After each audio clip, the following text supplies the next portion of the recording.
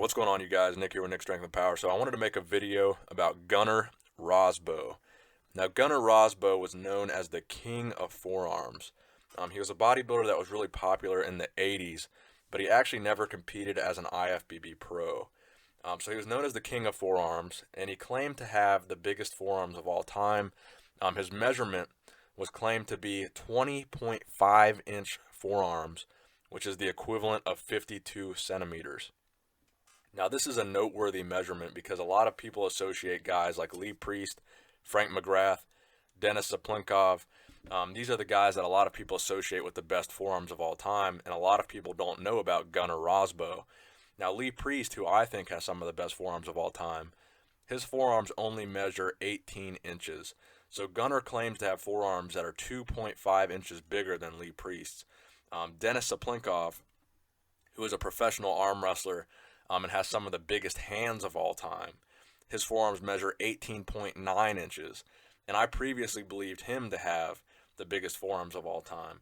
So if Gunnar's measurements are true, 20.5 inches, that would make them the biggest measured forearms that I'm aware of. But in reality, his forearms were very impressive, but they don't look like they're 20.5 inches to me. Probably more like 17 and a half, maybe 18 at the best. But if that 20.5 is true, that would make them the biggest forearms of all time. But personally, I think he's probably closer to 17.5, maybe 18.